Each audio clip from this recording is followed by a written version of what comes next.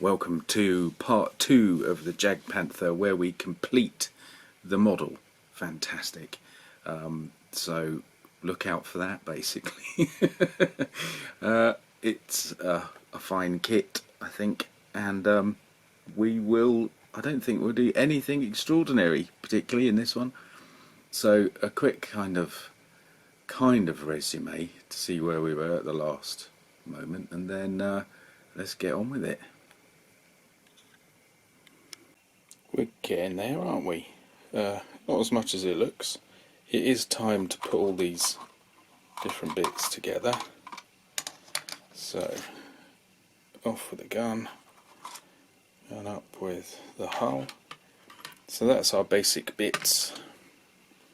There we are. And I will double check, but I think it's time they all got combined. And then the last few bits and pieces can go on. Sounds like I know what I'm doing.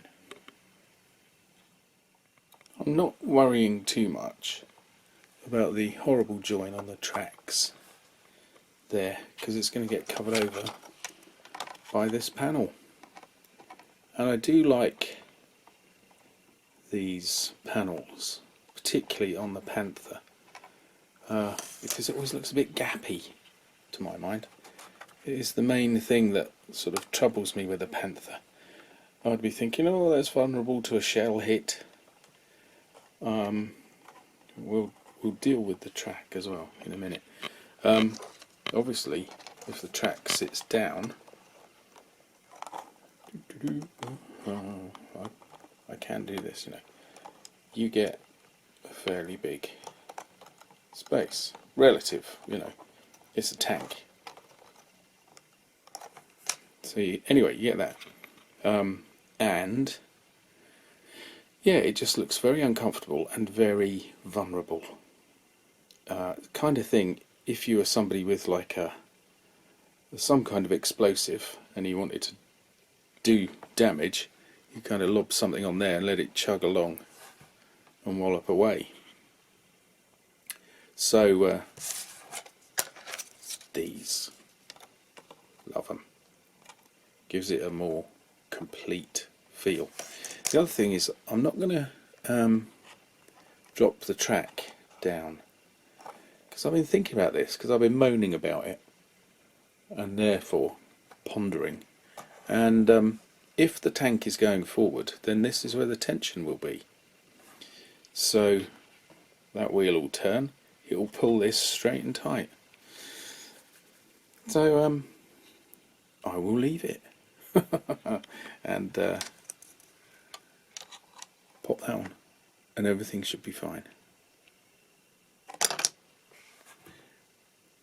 I'm convincing myself, I don't know about you, but there we go.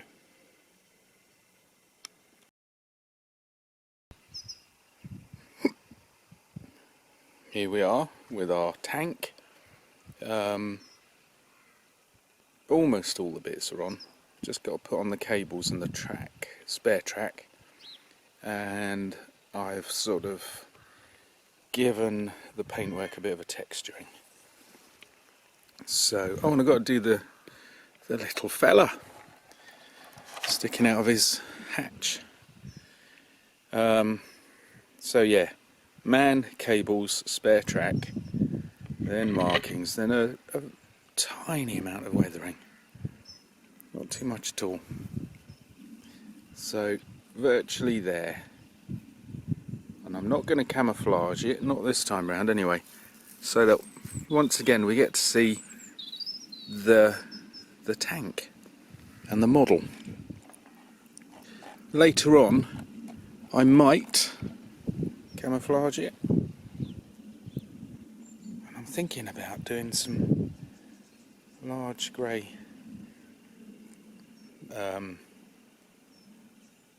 patches, should we say. I think I might go for that. Seen a couple of images like that on the internet, so I might go for that. It's just worth a quick look inside the hatch, because you can just see a bit of the gun, which I've done in a metallic. slightly light gunmetal, which would kind of be appropriate really, wouldn't it? So there we go. Oh, and I've done the fire extinguisher red, and then on all the images it's the same beige. That was just autopilot, wasn't it? Terrible.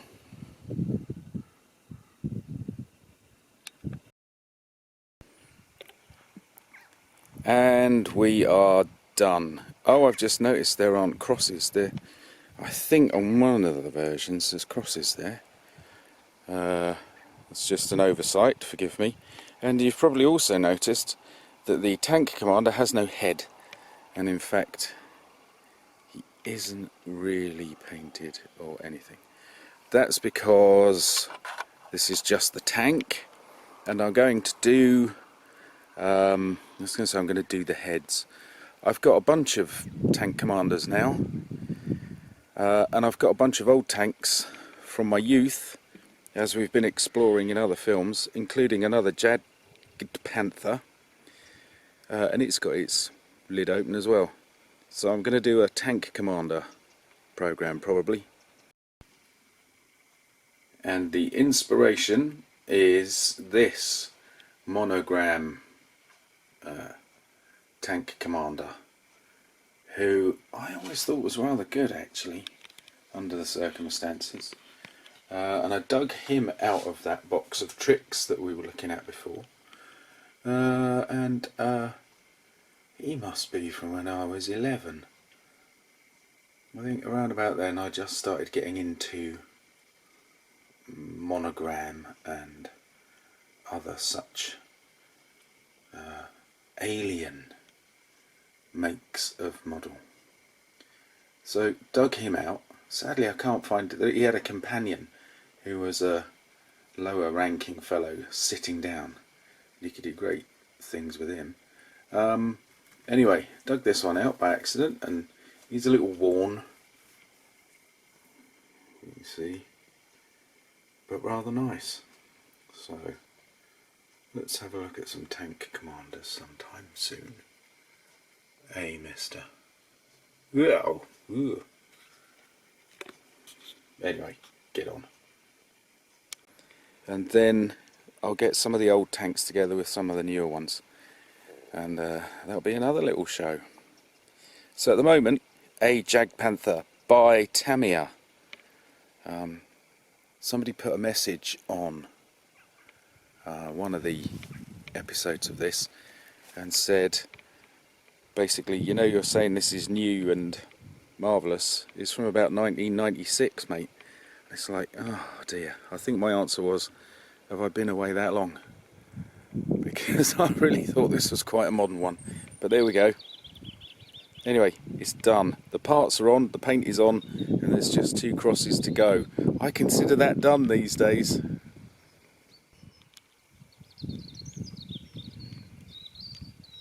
So the mighty Jagdpanther.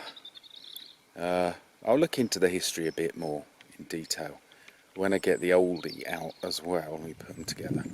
But here it is, and as I've been raving, it is a great model. I mean, if they're doing this good in the mid-90s, I must go out and buy a brand new something or other by Tamiya then, mustn't I? Because this was good and very enjoyable. The audience is unmoved, aren't you, ladies? I have been naughty and I've interfered. I know I shouldn't do that, but I have. And there, you get a bit of wire and you loop it round it was obviously a cable holder. And it was rather copper, which is great. But anybody who's dealt with wire, and I'm sure most of you have, particularly big bits of wire, it never behaves, and then it gets knocked around, and then it gets covered in grot. So don't ask why, because I don't know why, but I've got a fine bit of wire that's been burnt. So I wound it on there, and I made a point of it not fitting properly, just for my own satisfaction, and then I thought, oh, I'm not supposed to be mucking about. So I've done that. What else have I done? Anything else? Oh, the towing cable. I've got one straight one there, which I've seen in photographs, but I've looped that on there and then run it under and over, which I've also seen on photographs. I don't tend to just make things up. I tend to go by what's on photographs, on the whole, unless I'm having a making up things phase. So there we are. Somebody also left a message and said you should do a script. Can you imagine me doing a script? This is not a scripted channel. Loads of people do scripts. That's fine. I'm not gonna. I'd get bored. Get bored of myself. Anyway, there it is. Look, it's good. Well, it's a good model. I'm quite pleased with it. It sort of looks how I wanted it to look. Avoiding the camouflage so we can see it, and not too much weathering, but a little bit. So there. Do you know, this morning it was really sunny. Now it's as gloomy as can be, isn't it? We're not getting the benefit. If the sun comes out again, I'll run out. And if the sun comes out another day after I've posted this film, I will run out and I will add it to that film where we get all the other little where we get relevant tanks together. So one of my favourite tanks of all time, an amazing design, a fine piece of engineering, and the concept, how the German minds were working at that time is extraordinary. Forget, obviously, I've just opened a can of worms there. Right, moving on. Nice tank, good kit.